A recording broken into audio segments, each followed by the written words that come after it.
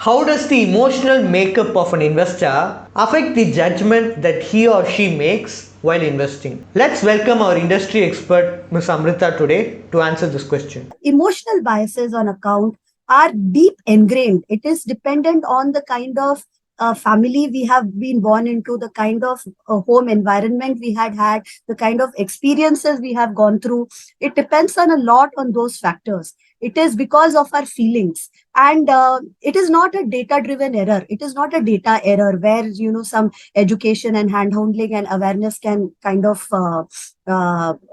rectify it. It is so emotionally ingrained in us that only the investor has to overcome such impulses.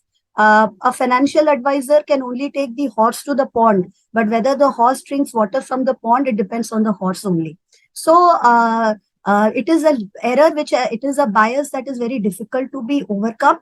But you should know about. And the examples of emotional biases are loss aversion, overconfidence, status quo, herding bias, etc. As I've said, any kind of bias, be it emotional or cognitive, the moment you're aware of it, then half the battle is won. Thanks for your detailed explanation. Are you in search of a personal guide who can remove the stress of handling your finances? Then please feel free to avail our expert consultation. And also you can attend our webinars to gain investment related insights. Both the consultation and webinar are absolutely free, and you can find the link in the below description. Please like and share, and do subscribe to Holistic Investment.